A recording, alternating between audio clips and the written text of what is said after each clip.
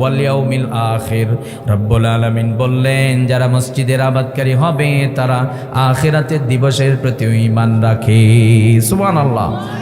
আখিরাতের দিবসের প্রতিও আমরা ঈমান রাখি। যারা নাস্তিক তারা বলে আমরা চোখে যা দেখি না তা আমরা বিশ্বাস করি না। কথা বলেন, আখিরাত আছে না নাই? মরণ হবে কি হবে না?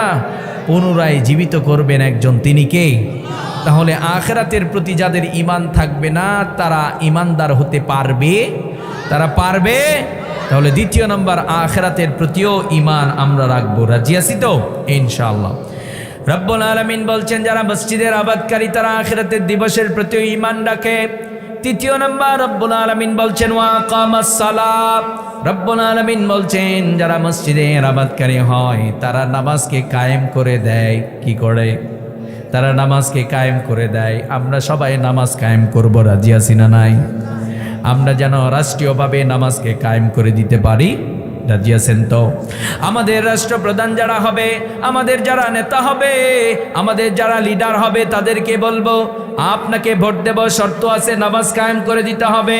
এটা আমাদের কথা নয়। রব্বুল আলামিন বলছেন আল্লাযীনা ইম্মাক্কান্নাহুম ফিল আরদি ওয়া আকামাস সালাহ। রব্বুল আলামিন বলছেন যারা রাষ্ট্রপ্রধান হবে, মুসলিম দেশে রাষ্ট্রপ্রধান যারা হবে তাদের প্রথম কর্মসূচি থাকবে তারা নামাজকে কায়েম করে দেবে। সুবহানাল্লাহ। নামাজ যখন কায়েম হয়ে যাবে, নামাজের যখন ওয়াক্ত হয়ে যাবে, সব মানুষ কাজগুলো ছেড়ে দিয়ে মসজিদের দিকে দৌড়াইতে থাকবে। রাষ্ট্রপ্রধান ইমামতি করবেন, তার ইমামতিতে জনগণ নামাজ আদায় করবে। সুবহানাল্লাহ পড়ে। আপনারা বলেন তো, রাষ্ট্রপ্রধান যদি ইমামতি করেন ওই রাষ্ট্রপ্রধান চুরি করবে নাকি? ওই রাষ্ট্রপ্রধান আয়না ঘর বানাবে নাকি? ওই রাষ্ট্রপ্রধান মুফাসসিরদের হাতে বেড়ি লাগাবে না। কথা বল। ওই রাষ্ট্রপ্রধান কোরআনের বিরোধিতা করবে, বরং মানুষদেরকে বাধ্য করবে তুমি কোরআন মেনে নাও। কোরআন যদি মেনে নাও, কোরআন তোমাকে আলোকিত বানিয়ে দেবে। সুবহানাল্লাহ। উনি বলবেন আলিফ লাম র কিতাবুন আনজালনাহু ইলাইকা লিতুখরিজান নাসা মিনাজ যুলুমাতি ইলান নূর। আমার দেশকে আমি অন্ধকার থেকে টেনে নিয়ে কোরআন দিয়ে আলোকিত বানাবো। কোরআন যেখানে আছে সেখানে আলো আছে, কোরআন যেখানে নেই সেখানে আলো থাকতে পারে। সেখানে অন্ধকার, সেখানে জুলুম আছে, সেখানে মানুষের অধিকার হরণ আছে, সেখানে খুন আছে, সেখানে চুরি আছে, সেখানে জেনা আছে। কোরআন বলছে আমি আছি, জেনা থাকতে পারে? কোরআন বলে আমি আছি ওয়াসারিকু ওয়াসারিকাতু ফাকতুউ আইদিয়াহুমা জাযাআম বিমা কাসাবা নাকালাম মিনাল্লাহ। কোরআন বলছে আমি আছি, আল্লাহর বিধান। চোর আছে, হাত কেটে দেওয়ার, চোর খুঁজে পাওয়া যাবে না। বাংলার জমিনে তো চোর নাই, আছে? হুজুর কনকিটা শখের বাইকটা পার্শ্বে রেখে ঘুমিয়ে পড়েছি বাবজান, দেখবেন রাতের বেলায় হাওয়া হয়ে যায়। চোরের এত কলিজা, একদম আপনার পার্শ্বে থেকে শখের বাইকটা চুরি করে নিয়ে যায়। বাংলার জমিনে যদি কোরআন বাস্তবায়ন থাকতো তাহলে কোরআনের বিধান দিয়ে একটা চোরের হাত কাটা হলে নেক্সট টাইম আর কেউ চুরি করার সুযোগ পেত না। কথা বলেন। যদি জেনা হয়, আল্লাহর বিধান হচ্ছে যদি বিবাহিত হয় তাকে পাথর মেরে সঙ্গে সার করে দাও, জেনাকার আর থাকবে না। কথা বলেন ঠিক না? তাহলে রব্বুল আলামিনের ওয়ার্ডার হচ্ছে যারা মসজিদের আবাদকারী হবে তারা নামাজ কায়েম করে। আবার রব্বুল আলামিন বললেন যারা মুসলিম রাষ্ট্রপ্রধান হবে তাদের প্রথম কর্মসূচি হবে তারা নামাজ কায়েম করে দেবে। আমরা সামনে এমন রাষ্ট্রপ্রধান চাই যিনি নামাজ কায়েম করে দেবেন। আমরা সবাই চাই কি চাই না? আমাদের বোনদেরকে বলছি আপনারা নামাজ কায়েম করবেন, আপনারা নিয়মিত নামাজ পড়বেন। নামাজের যখন ওয়াক্ত হয়ে যাবে দুনিয়ার সব কাজগুলো বাদ দিয়ে আমাদের বোনেরা নামাজে দাঁড়াবে। স্বামী স্ত্রীকে বলবে তুমি ওযু বানাও, নামাজে দাঁড়িয়ে যাও। স্বামী ওযু বানাবে, নামাজের মধ্যে দাঁড়িয়ে যাবে। দেখবেন সমাজগুলো সুন্দর হবে, আসমান ফেরে রব্বুল আলামিন রহমত এবং বারাকা নাজিল করবেন। রব্বুল আলামিন এই জন্য নামাজের বিধান দিয়ে দিলেন। আজ থেকে আমরা সবাই মসজিদের আবাদকারী হতে চাই কি চাই না? মসজিদের আবাদকারী যারা হবে তারা 5 ওয়াক্ত নামাজ কায়েম করে।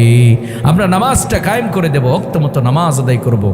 ইন্নাস সালাতা কানাত আলাল মুমিনিনা কিতাবাম মাওকুতা। আল্লাহ বলছেন ওয়াক্ত মতো নামাজকে ফরজ করেছি, এই নামাজকে ওয়াক্ত মতো আদায় করার দরকার আছে না নাই? এইবার বিশ্বনবী সাল্লাল্লাহু আলাইহি ওয়াসাল্লাম বলছেন ও আমার উম্মতেরা, তোমরা যখন নামাজ আদায় করবা, তোমরা কেমন করে নামাজ আদায় করবা? তোমার মতো করে তুমি নামাজ আদায় করবা না। তোমরা যখন নামাজ আদায় করবা, আমি বিশ্বনবী সাল্লাল্লাহু আলাইহি ওয়াসাল্লাম যেইভাবে নামাজ আদায় করেছি, তোমরা ওইভাবেই নামাজ আদায় করবা। সল্লু কামা রাআইতুমুনি উসাল্লি। বিশ্বনবী সাল্লাল্লাহু আলাইহি ওয়াসাল্লাম বলছেন, ও আমার উম্মতেরা, তোমরা যখন নামাজ আদায় করবা, আমি বিশ্বনবীকে যেইভাবে নামাজ পড়তে দেখেছো ওইভাবেই নামাজ আদায় করবা। এখন প্রশ্ন হতে পারে, হুজুর আমরা তো নবীজিকে নামাজ পড়তে দেখি নাই, তাহলে নামাজ পড়বো কেমনে? আমরা দেখেছি কি আল্লাহ হাবিব সাল্লাল্লাহু আলাইহি ওয়াসাল্লাম কেমনে নামাজ পড়েছেন? আমরা দেখেছি কি? কিন্তু আপনার আমার প্রিয় নবী বিশ্বনবী সাল্লাল্লাহু আলাইহি ওয়াসাল্লাম বলছেন, আমাকে তোমরা যেইভাবে নামাজ আদায় করতে দেখেছো, তোমরা ওইভাবেই নামাজ আদায় করো। হাদিসে নামাজের বর্ণনা আছে না নাই? সাহাবায়ে কেরামরা আপনার আমার প্রিয় নবী বিশ্বনবী সাল্লাল্লাহু আলাইহি ওয়াসাল্লামের নামাজ দেখেছে। যেমন সাহাবায়ে কেরামরা বর্ণনা করেন, বিশ্বনবী সাল্লাল্লাহু আলাইহি ওয়াসাল্লাম যখন রুকু করতেন, এতটা বিনয়ের সাথে রুকু করতেন, কোমর পিঠ এত সুন্দর করে সোজা হয়ে যেত। সাহাবায়ে কেরামরা বলেন, এক গ্লাস পানি যদি আপনার আমার প্রিয় নবী বিশ্বনবী সাল্লাল্লাহু আলাইহি ওয়াসাল্লামের পিঠের মধ্যে রেখে দেওয়া হতো, ওই এক গ্লাস পানি পড়ে যেত না। সুবহানাল্লাহ! এটা কেমন নামাজ গো? এক গ্লাস পানি যদি রুকু করেছে, পিঠের মধ্যে রেখে দেওয়া হতো, পড়ে যেত না। কিন্তু আমরাও রুকু করি, এমন রুকু, অটো রুকু, কন্যাকা ওটা এইভাবে, মানে কোমর পিঠ সোজা হয় না, কোন রকম খালি রুকু করে সটকে দাঁড়িয়ে যায়। আবার নামাজি নামাজ আদায় করে, আপনি রুকু করলেন, রুকুর তাসবিহগুলো পড়লেন, সামি আল্লাহু লিমান হামিদা বলে দাঁড়িয়ে গেলেন, 3 তাসবিহ পরিমাণ ওয়েট করা কি? যুবক ভাইয়ের আওয়াজ দিয়ে বলবেন কি? এই যুবকরা জোরে বলতে হবে কি? যুবকরা দুনিয়া সব জানে, এগুলো জানলেও বলতে চায় না। তার মানে ইসলামী শব্দগুলো, ধর্মীয় পারিভাষিক যে শব্দগুলো আছে ওগুলো আনতে চায় না। এই জন্য দেখবেন আমাদের জবানের মধ্যে এত জড়তা, আমরা কোরআন আনতে পারি না, বিশ্বনবীর হাদিসের বাণীগুলো আনতে পারি না, কারণ ট্রাই করি না। তো আমরা তো ট্রাই করি না। রুকু করে সামি আল্লাহু লিমান হামিদা বলে দাঁড়িয়ে গেলেন, 3 তাসবিহ পরিমাণ ওয়েট করা ওয়াজিব।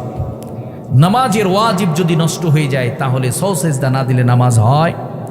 সওজদা না দিলে নামাজ হয়? কিন্তু আমরা অনেক নামাজি আছি, নামাজ আদায় করি, দেখবেন মুরব্বী বাবা মাঠের মধ্যে গিয়ে এই কাজ করে সে কাজ করে, কিন্তু নামাজ পড়তে এসে আর মুরব্বী শরীর চলে না। কথা কন টাকা আছে না নাই? এগুলো কি বানিয়ে বলছি? দুনিয়ার সবার মন জয় করলেন, আপনার সংসারটা ঠিকঠাক করলেন, আল্লাহর কদমে সেজদা করতে গিয়ে আপনার শরীর চলে না। এটা কি হয়? এটা কি হয়? চেয়ার লাগে না? চেয়ার ছাড়া মুরব্বীর নামাজ হয় না। আপনি এমনটি করবেন না। আপনি আল্লাহর কদমে দেখুন সেজদা দেওয়ার জন্য দাঁড়াচ্ছেন, সর্বোচ্চ আন্তরিকতা দিয়ে আপনি নামাজ আদায় করবেন।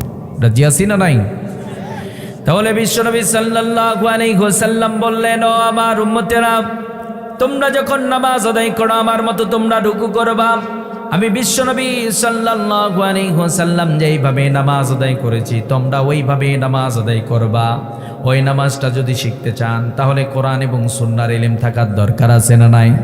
কোরআন এবং সুন্নাহ জানার দরকার আছে না নাই? আলেমদের কাছ থেকে জেনে নেবেন। একদিনও এখনো অনেক নামাজি আছে, নামাজ আদায় করছে, কখনো মসজিদের ইমাম সাহেব হুজুরকে ডাক দিয়ে বলে নাই, হুজুর দেখেন তো আমার রুকুটা হয় কিনা, আমার সেজদাটা হয় কিনা, আমি নামাজের মধ্যে সূরাগুলো তেলাওয়াত করি, আমার সূরাটা শুদ্ধ হয় কিনা। বলেছেন কেউ? কেন বললেন না কেন?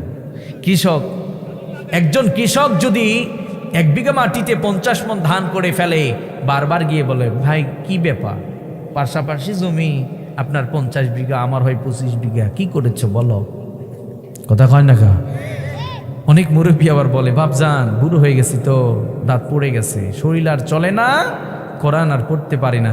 আচ্ছা, কিয়ামতের দিন আল্লাহ যদি আপনাকে প্রশ্ন করে, অনেক মুরব্বী আছে দেখবেন এক জায়গায় যদি হয়, তখন গল্প করে, তুমি বাবার কাছ থেকে কত বিঘা পেয়েছো? বলে আমি 100 বিঘা পেয়েছি। আছে কত বিঘা? বিরক্ত হচ্ছেন আপনারা? আলোচনা যখন আমরা করি, এক্সাম্পল দিয়ে কথা বললে মানুষ, সবাই তো শিক্ষিত না, কেউ কম বোঝে, কেউ বেশি বোঝে। যখন এক্সাম্পল দিয়ে কথা বলি, তখন এই কথাগুলো সবাই নিতে পারে। বুঝতে পেরেছেন তো?